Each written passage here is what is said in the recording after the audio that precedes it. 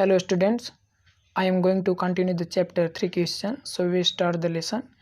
You do not know me, but I know you. घायल व्यक्ति राजा से कहता है You do not know me, तुम मुझे नहीं जानते लेकिन मैं तुम्हें जानता हूँ. I am that enemy of yours who swore revenge on you. मैं आपका वही शत्रु हूँ जिसने आपसे बदला लेने की प्रतिज्ञा की है. Because you put my brother to death and seized my property. क्योंकि आपने मेरे भाई को मौत के लिए कैद में डाल दिया और मेरी संपत्ति छीन ली. I knew, मैं जानता था. You had gone alone to see that hermit. आप उस हर्मिट से मिलने अकेले गए थे. And I made up my mind to kill you. और मैंने अपने दिमाग में आपको मारने का प्लान बना लिया था. योर वे होम, जब आप वापस घर लौट रहे होंगे. बट द डे पास्ड, लेकिन दिन गुजर गया. And you did not return, और आप वापस नहीं आए. So I left my hiding place, इसलिए मैं अपनी हिडिंग प्लेस को छोड़कर बाहर आया. And I came upon your bodyguard, और मैं आपके बॉडीगार्ड के पास आया. Who recognised me and wounded me, जिसने मुझे पहचान लिया और मुझे घायल कर दिया. I escaped from him but I should have died if you had not dressed my wound. मैं उससे बचकर निकल आया लेकिन मैं मर गया होता अगर आपने मेरे घाव की देखभाल न की होती. I wished to kill you, मैंने आपको मारने की इच्छा की. And you have saved my life, और आपने मेरा जीवन बचा लिया. नाउ अब इफ़ आई लिव, अगर मैं जिंदा रहूं, I will serve you as your most faithful servant and will order my sons to do the same. Forgive me. घायल व्यक्ति कहता है अगर अब मैं जिंदा रहता हूं तो मैं आपका सबसे वफादार सेवक बनकर आपकी सेवा करूंगा और अपने पुत्रों को भी ऐसा ही करने का आदेश दूंगा. मुझे क्षमा कीजिए.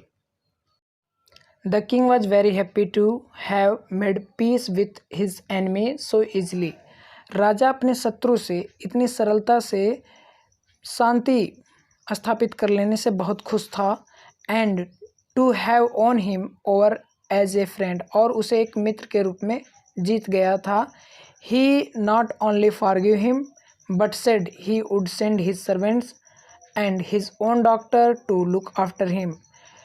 उन्होंने केवल उसे क्षमा ही नहीं किया और कहा मैं अपने निजी सेवकों को और अपने निजी डॉक्टर को तुम्हारी देखभाल करने के लिए भेज दूंगा. And he promised to give back the man his property, और उन्होंने उस व्यक्ति से उसकी संपत्ति लौटाने का वादा किया. Leaving the wounded man, the king went out of the hut and looked round for the hermit.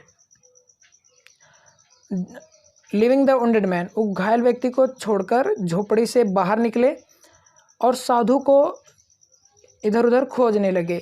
Before going away, जाने से पहले he wished once more to get answer to his question. जाने से पहले उन्हें एक बार अपने प्रश्नों के उत्तर पाने की इच्छा हुई. The hermit was on his knees sowing seeds in the beds. Beds means क्यारी होती है जो खेतों में बनाई जाती है अनाज बोने के बाद. तो the hermit was on his knees. hermit घुटनों के बल बैठकर क्यारी में सीड्स बो रहा था, बीज बो रहा था. That had been dug the day before, जिसे एक दिन पहले खोदा गया था.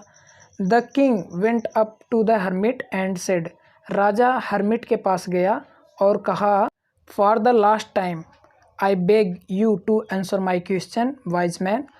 आखिरी बार मैं आपसे प्रार्थना करता हूँ बुद्धिमान व्यक्ति, मेरे प्रश्नों का उत्तर दो.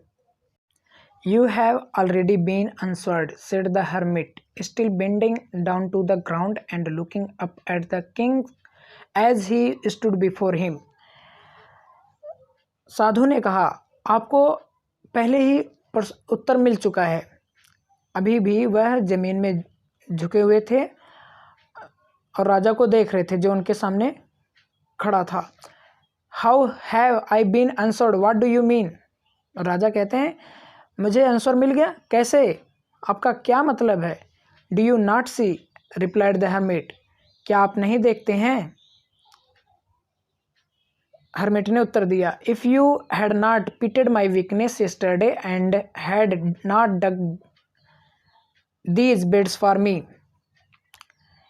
अगर तुम्हें मेरी कमजोरी पर दया ना आई होती, अगर कल आपको मेरी कमजोरी पर दया ना आई होती और इन कियारियों को मेरे लिए नहीं खोदते, तो you would have gone away, तो आप चले गए होते।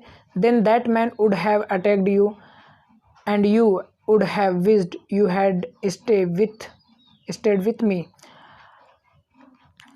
तब आप चले गए होते और वह व्यक्ति आप पर आक्रमण कर देता, लेकिन आपने मेरे पास ठहरने की इच्छा की।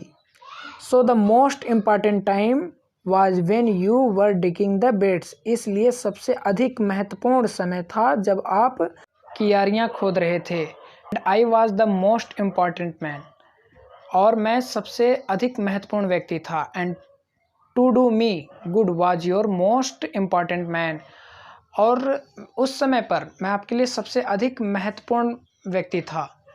And to do me good was your most important business, और उस समय जो आप मेरे लिए कुछ अच्छा कर रहे थे वो आपका सबसे महत्वपूर्ण बिजनेस था। आफ्टरवर्ड्स, इसके बाद when the man run to us, जब व्यक्ति दौड़कर हमारे पास आया, the most important time was when you were caring for him, और उस समय सबसे अधिक महत्वपूर्ण समय था जब आप उस व्यक्ति की देखभाल कर रहे थे। Because if you had not dressed his wounds he would have died without having made peace with you, क्योंकि अगर तुमने उसके घाव की देखभाल न की होती, वह तुमसे बिना शांति बनाए ही मर गया होता। So he was the most important man, इसलिए वह सबसे अधिक महत्वपूर्ण व्यक्ति था। And what you did for him was your most important business, और जो तुमने उसके लिए किया वह तुम्हारा सबसे अच्छा कार्य था, सबसे महत्वपूर्ण कार्य था। रिमेंबर देन, याद रखो, there is only one time that is important and that time is now, याद रखो केवल एक ही समय सबसे अधिक महत्वपूर्ण होता है, वह समय अब का होता है, मतलब present time is most important time, it is the most important time, यह सबसे अधिक महत्वपूर्ण समय होता है। Because it is the only time we have any power to act, क्योंकि केवल यही समय होता है हमारे पास कुछ करने की शक्ति होती है हमारे पास, क्योंकि प्रेजेंट टाइम में ही हम कुछ कर सकते हैं, तो इसलिए प्रेजेंट टाइम ही सबसे मोस्ट इम्पॉर्टेंट टाइम है। The most necessary person is the person you are with at a particular moment. साधु अगले प्रश्न का उत्तर देते हैं कि आपके लिए सबसे अधिक महत्वपूर्ण व्यक्ति वही होता है जिसके साथ आप एक पार्टिकुलर मोमेंट में हो, यानी प्रेजेंट टाइम में आप जिसके साथ हो वही व्यक्ति आपके लिए सबसे अधिक नेसेसरी है। For no one knows what will happen in the future, कोई नहीं जानता कि भविष्य में क्या होगा। And whether we will meet anyone is, और क्या हम एक दूसरे से फिर कभी मिल पाएंगे। The most important business is to do that person good, और सबसे अधिक महत्वपूर्ण बिजनेस यह है कि उस व्यक्ति के लिए कुछ अच्छा किया जाए। Because we were sent into this world for that purpose alone, क्योंकि इस संसार में केवल हमें इसी उद्देश्य के लिए भेजा गया है। तो मतलब समझ में आया। ये 3 क्वेश्चन राजा के मन में जो आए थे, वो पहला क्वेश्चन था कि सबसे किसी भी काम को करने के लिए सबसे अधिक महत्वपूर्ण समय क्या है, तो वो समय होता है प्रेजेंट टाइम। आपको कोई भी काम करना है उसको प्रेजेंट टाइम में कर डालिए। जैसे कि कबीर जी का एक दोहा है, कल करे सो आज कर, आज करे सो अब। तो सबसे प्रेजेंट टाइम ही सबसे मोस्ट इम्पॉर्टेंट टाइम होता है। और दूसरा क्वेश्चन था कि किस प्रकार के व्यक्ति को मुझे सुनना चाहिए। आप उसी व्यक्ति को सुने जो आपके लिए अच्छा हो, जो आपको कुछ अच्छा सिखा सके, जिसकी बातें अच्छी हों, और पार्टिकुलर मोमेंट में हो, यानी आपके पास जो प्रेजेंट टाइम में व्यक्ति है उसी को आप सुने। और तीसरा क्वेश्चन था, उसके लिए सबसे अधिक ज़रूरी क्या काम है? प्रेजेंट टाइम में जो काम आपको मिले वही काम आपके लिए सबसे अधिक ज़रूरी है और आपकी रिस्पॉन्सिबिलिटी बनती है कि आप उस काम को कर डालें। तो यही 3 क्वेश्चन थे और साधु ने उनकी बड़ी बुद्धिमत्ता से उनके प्रश्नों का उत्तर दिया।